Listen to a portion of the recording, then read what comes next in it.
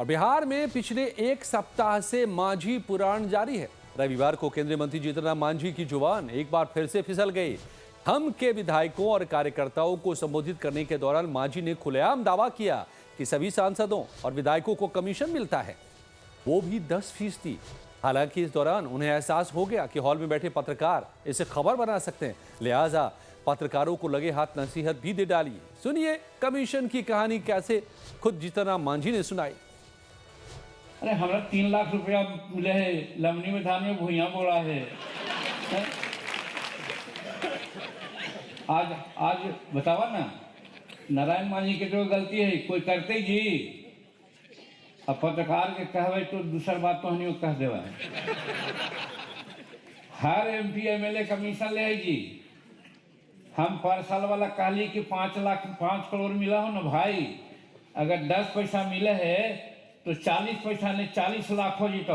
सब पार्टी के हम दे दिली कि ले में गाड़ी खरीद को मेरे खैर फलना कर ये न करे था, 3 का दोष है। और यहू साल अगर चाहवा तो हमारा पैसा की जरूरत न है, हम वो 2 साल देवो तो 40-80 लाख हो जीतो। 80 लाख कोई पार्टी को होती तो मामूली बात है जी। तहसीला तो कम से कम तहसील बाबा न 5-10% पर जाए तो 5% पर दावा, तो 5% पर लेकर के करा। अरे भैया तुहानी सब एक दूसर बात मत बोली। तो केंद्रीय मंत्री जीतन राम मांझी के कबूलनामे पर बवाल होना तय था और हुआ भी यही।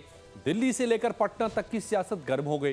केंद्रीय मंत्री और बड़बोले नेता जीतन राम मांझी के कमीशन खोरी के बयान पर बिहार की सत्ता पर काबिज 5 पांडव में से फिलहाल किसी ने मुंह नहीं खोला है, सब बगले झांक रहे। खास बात यह है कि मांझी के कुछ दिनों पहले मांझी ने यह कहकर के सनसनी मचा दी थी कि साल 2020 में उनके प्रत्याशी 2800 वोट से चुनाव हार रहे थे, लेकिन तत्कालीन DM अभिषेक को फोन किया तो प्रत्याशी जीत गए। 2025 में भी वो जीत जाते, 1600 वोटों से पीछे थे, लेकिन उन्हें नहीं बताया और मैदान छोड़कर भाग गए। सुनिए गयाजी में केंद्रीय मंत्री जीतन राम मांझी ने क्या कहा था, जिसके बाद देश भर में वोट चोरी की बहस फिर से छिड़ गई। एक सीट गलती से हार गए। अगर हमारा वो कहतन हाल जैसे 2020 में कहलन हो कि हम हार रही है कोई उपाय,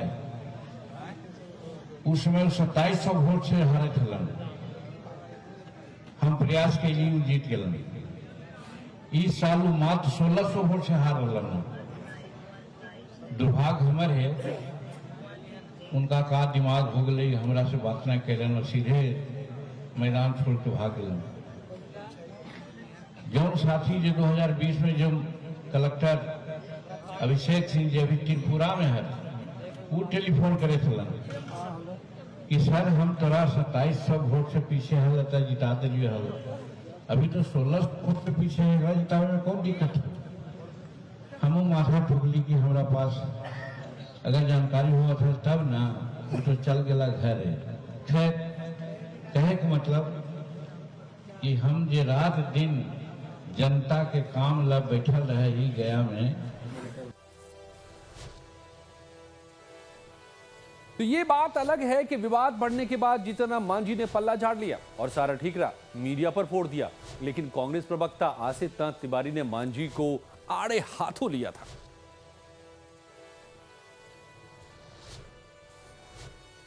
मोदी जी के मंत्री जीतन राम मांझी खुलेआम सीना ठोक के बोल रहे हैं कि हारे हुए उम्मीदवार को DM से कह के उन्होंने जितवा दिया। लोकतंत्र की इतनी बड़ी लूट, लोकतंत्र की इतनी बड़ी डकैती का कोई उदाहरण हिंदुस्तान में इसके पहले कभी मिला हो तो अमित शाह जी बता दीजिए। सदन में चिल्ला रहे थे ना, आपके मंत्री कह रहे हैं कि वो लोकतंत्र के लुटेरे हैं, डकैत हैं, DM से कह के वो हारी हुई सीट जितवा देते हैं। तो इन डकैतों को लोकसभा में बैठने का अधिकार होना चाहिए क्या? दरअसल हिंदुस्तानी आवामी मोर्चा यानी कि हम के संरक्षक जीतन राम मांझी अपने बेटे और पार्टी अध्यक्ष संतोष सुमन की कार्यप्रणाली से भी खासे नाराज हैं। लिहाजा उन्होंने पार्टी कार्यकर्ताओं की मौजूदगी में संतोष सुमन को लेकर के अपनी नाराजगी जाहिर की। मांझी ने क्या कुछ कहा, पहले आप वो सुनिए, फिर हम आपको बताएंगे कि इसके पीछे की सियासत क्या है। प्रिया नेतृत्व से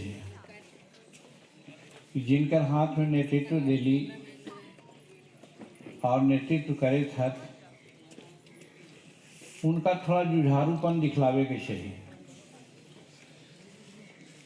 हम देख लिए जिनका पास कोई पूंजी न है, थोड़ा दिखावा है, नाटक ज़्यादा कर रहा है तो ज़्यादा सफल हो गलन है। हाँ, पैसा उनका ज़्यादा हो सके है, हमारा पास पैसा नहीं है, लेकिन इतना जनमानस हमारा पास है